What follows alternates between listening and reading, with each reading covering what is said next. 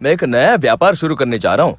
अगर तुम कुछ रुपयों की मदद कर दो तो मेरा काम हो जाएगा। कौन सा व्यापार जी? है कोई, तुम चिंता मत करो, मैं अगले महीने की 10 तारीख को तुम्हें पैसे दे दूंगा। ठीक है जी, मैं अभी पैसे ला कर देती हूँ। जग्गू पैसे लेकर सीधा जुए के अड्डे पर पहुंचता है।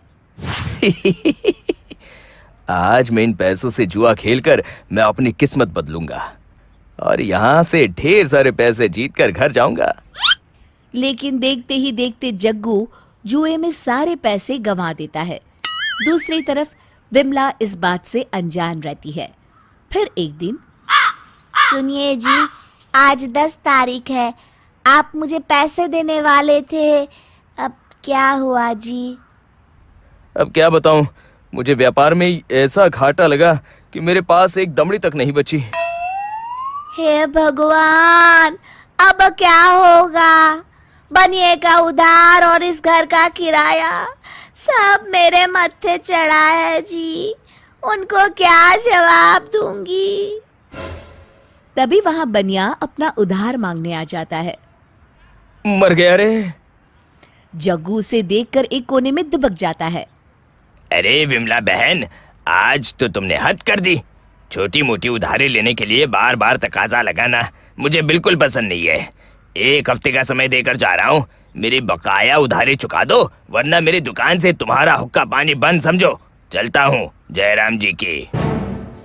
विमला किवाड़ बंद करके जैसे ही राहत की सांस लेती है, तभी मकान मालिक की दस्तक होती है।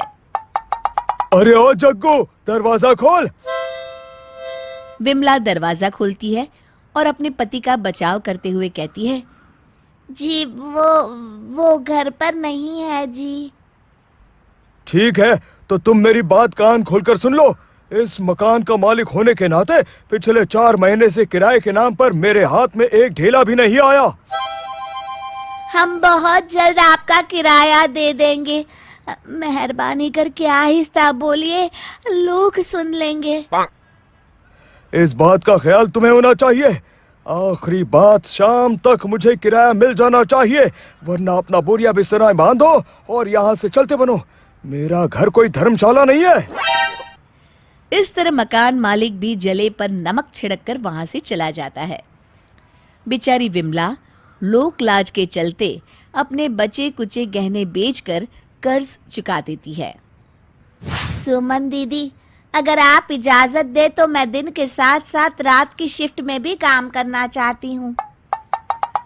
तुम्हारे घर की हालत मुझसे छुपी नहीं है, तुम जितना चाहे उतना काम कर सकती हो। आपका बहुत बहुत शुक्रिया दीदी। इस तरह विमला अपने आप को परिश्रम की भट्टी में झोंक देती है और दिन रात काम करने लगती है। राजू बेटा, तुम्हारा टिफिन तैयार है और ये लो अपने रिक्शा के पैसे। मम्मी एक बात बोलूं? हाँ बोलो ना बेटा। आप घर चलाने के लिए 2-2 शिफ्ट में काम करती हो, मुझे अच्छा नहीं लगता, इसलिए आज से मैं भी बचत करूंगा और रोज स्कूल पैदल जाऊंगा। अपने बेटे के मन में उसके प्रति ये स्नेह और इतनी समझदारी भरी बातें सुनकर विमला को काफी हिम्मत मिलती है। उसकी आंखें भर जाती है और वो राजू को गले लगा लेती है। एक दिन विमला को घर आने में काफी देर हो जाती है। ये सब क्या है? पति रोटी की आस लगाए घर की चौखट पर भूखा बैठा है और मेम साहब सैर सपाटा करके अब आ रही है। मेरी इस घर में कोई इज्जत है कि नहीं? भगवान के लिए आधी रात को घर में बखेड़ा मत करिए जी, मैं बहुत थकी हूँ, आपसे लड़ने की ताकत मुझ में नहीं है जी। तभी विमला की सास वहां आ जाती है। अरे नालायक, आज तक तूने इस घर को बर्बाद करने के सिवा और किया क्या है?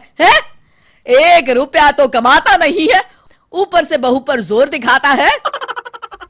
अरे तो किसने कहा है काम करने को? चुपचाप घर में बैठे। वैसे भी हमारे घर की औरतें बाहर काम नहीं करती। वाह बेटा वाह, तेरी बातें तो राजा महाराजाओं वाली है। अरे रहने दे, जिस दिन ये घर में बैठ गई ना तो सब भूखे मर जाएंगे। और तू इतना ही शेर बना फिरता है तो जा जाकर अपनी मेहनत से 2 रुपए कमा कर दिखा, तब बात करना है। अच्छा ये बात है, ठीक है, अब मैं तुम्हें पैसे कमा के ही दिखाऊंगा। जग्गू बड़बड़ाता हुआ घर से बाहर चला जाता है। विमला अपने पति के इस बर्ताव की आदी हो चुकी थी। फिर एक दिन एक पुलिस वाला विमला के घर आता है। तुम्हारा पति कहाँ है? उसने चोरी की है, मैं उसे गिरफ्तार करने आया हूँ। तभी पुलिस वाले की नजर एक काले बैग पर पड़ती है। यही वो बैग है जिसकी मुझे तलाश थी। विमला को समझते देर नहीं लगती और वो अपने पति का बचाव करते हुए कहती है, लेकिन इंस्पेक्टर साहब, ये बैग तो मैंने चुराया है जी। इन सब बातों का मेरे पति से कोई लेना देना नहीं है जी। पुलिस वाला विमला की मंशा भांप जाता है। देखो बहन, मैं जानता हूं कि तुम अपने इस नालायक पति को बचाने की कोशिश कर रही हो, लेकिन दूसरी तरफ तुम्हारा ये पति, इसे तो तुम्हारी रत्ती भर भी कदर नहीं है। जग्गू, तू बड़ा किस्मत वाला है जो तेरी पत्नी तेरा इल्जाम अपने सर लेकर जेल जाने को तैयार है। आपने सही कहा इंस्पेक्टर साहब, आज मुझे समझ में आ गया कि मैं कितना गलत हूँ। मैं तुम्हें एक आखिरी मौका देकर जा रहा हूं। उम्मीद करता हूं कि अब तुम सुधर जाओगे और सही राह पर चलोगे। शिक्षा, अच्छे लोग चाहकर भी बुरा नहीं कर सकते।